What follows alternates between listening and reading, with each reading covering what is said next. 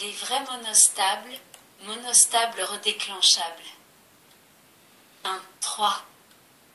2. Les vrais monostables. Il s'agit de circuits monostables sans conditions particulières au sujet du signal de commande. C'est-à-dire que celui-ci pourra indifféremment être de durée supérieure ou inférieure à l'impulsion de sortie du monostable. A. Vrai monostable avec une bascule D. Le montage typique utilisant une bascule D est indiqué à la figure 20A, alors que la figure 20B donne la table de vérité de la bascule. La figure 21 illustre le fonctionnement de ce montage. Au repos, le monostable a sa sortie Q au niveau bas, L. En effet, si à la mise sous tension la sortie Q est au niveau H, le condensateur C se charge et provoque, un moment plus tard, l'activation de l'entrée clear, de la bascule dont la sortie passe immédiatement au niveau bas. Le condensateur se décharge alors à travers la diode D, polarisée en direct. Si on applique à l'instant T1 une impulsion positive sur l'entrée CK, le niveau appliqué à l'entrée D est transféré à la sortie Q. Cette sortie étant au niveau O, le condensateur C se charge et il se produit le phénomène décrit précédemment.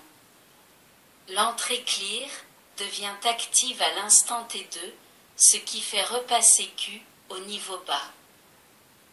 À l'instant T3, le condensateur C est complètement déchargé.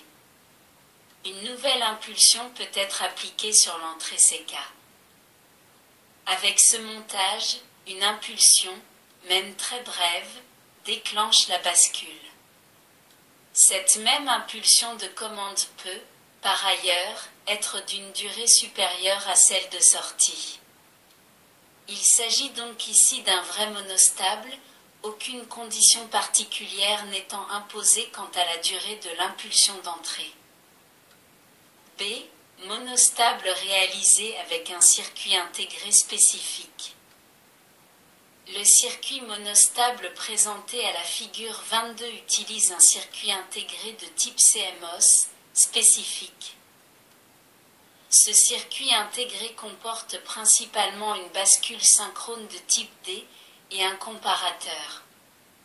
Une résistance Rext et un condensateur Sext sont associés à ce circuit intégré pour définir la constante de temps de ce monostable.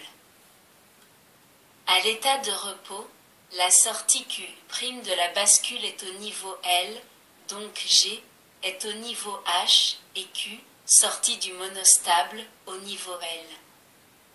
Dans ce cas, le transistor T conduit et court-circuite le condensateur Sext, imposant une tension nulle en V1, entrée moins du comparateur. La sortie du comparateur est donc au niveau H. L'entrée clear de la bascule est au niveau H, donc inactive. La figure 23 qui suit vous permet de comprendre ce qui se passe quand l'entrée de commande B passe du niveau L au niveau H. L'entrée A du circuit qui peut être considérée comme une entrée de validation est maintenue au niveau bas. À l'instant T1, l'entrée B passe du niveau L au niveau H et donc l'entrée CK de la bascule également, la sortie Q' passe au niveau H ainsi que Q. La tension au point G devient nulle et le transistor T se bloque. Le condensateur Sext commence à se charger à travers la résistance Rext. Quand la tension au point V1 atteint le seuil du comparateur, celui-ci bascule, sa sortie passe au niveau L, ce qui active l'entrée clear de la bascule. Q' repasse alors au niveau L, ainsi que la sortie Q du monostable. Simultanément, le transistor T conduit et le comparateur rebascule au niveau H pour rendre l'entrée clear inactive. le monostable a retrouvé l'état de stabilité antérieure.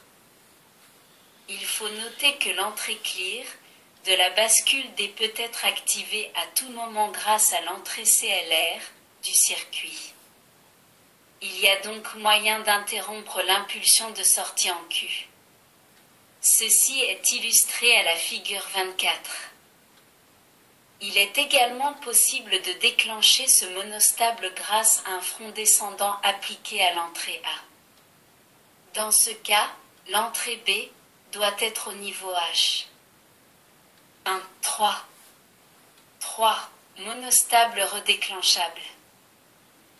C'est une dernière catégorie dont nous n'avons pas parlé jusqu'ici. Si l'on regarde à nouveau la figure 23, nous voyons qu'une nouvelle impulsion 3 à l'entrée de commande n'a aucun effet sur la sortie Q du monostable lorsque celui-ci vient d'être déclenché par l'impulsion 2. On dira que c'est un monostable non redéclenchable. Par opposition, il existe des montages monostables redéclenchables, c'est-à-dire qu'une nouvelle impulsion de commande survenant pendant que le monostable est déclenché est prise en compte et prolonge l'impulsion de sortie d'une durée équivalente à celle écoulée entre le début de la première commande et le début de la seconde. Ceci est illustré à la figure 25. La durée totale T' est bien la somme de T, constante de temps du circuit, et T3, T2.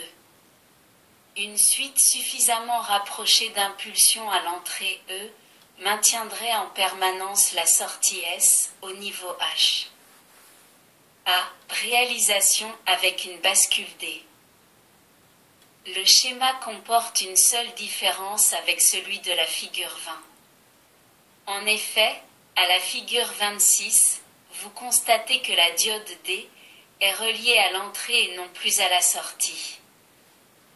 Ce montage fonctionne avec une condition particulière pour le signal de commande. Il faut que ce dernier ait une durée supérieure à la constante de temps T du monostable. Ainsi, il s'agit d'un pseudo-monostable redéclenchable.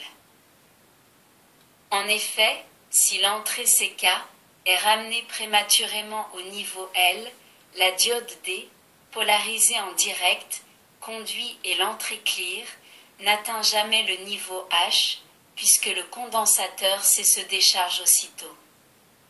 La sortie Q resterait donc en permanence à l'état H. Pour le fonctionnement du circuit en monostable redéclenchable, il suffit après une première impulsion de commande de ramener l'entrée au niveau L et immédiatement la ramener au niveau H avant que la période T ne se soit écoulée.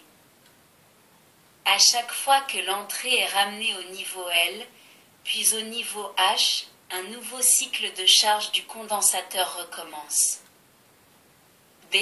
Réalisation avec un circuit intégré. Le montage illustré à la figure 27 est un vrai monostable redéclenchable qui utilise un circuit intégré spécifique de type 74122 ou 74 C122. À l'état de repos, la sortie Q est toujours au niveau logique L. Pour déclencher ce monostable, il est possible d'utiliser les 4 entrées A1, A2, B1 et B2. Il suffit d'envoyer une transition positive soit sur B1, soit sur B2, à condition que l'autre entrée, B1 ou B2, soit au niveau H et que l'une des deux entrées A1 ou A2 au moins soit au niveau L. Si B1 et B2 sont au niveau H, il est également possible de déclencher ce monostable par une transition négative en A1 ou A2. Les deux composants câblés à l'extérieur sexte et rexte déterminant la durée de l'impulsion de sortie T. L'entrée clear, active au niveau L, est prioritaire, c'est-à-dire qu'elle positionne la sortie Q au niveau L dès qu'elle se trouve activée. Un exemple d'application des monostables redéclenchables est fourni par les systèmes de détection de panne dans les circuits d'horloge. En effet, il suffit de choisir une constante de temps du monostable légèrement supérieure à la période d'horloge. Il suffira qu'un seul front d'horloge soit absent pour que la sortie du monostable retombe à l'état de repos et permette le signalement d'un incident. Merci de votre écoute. À bientôt.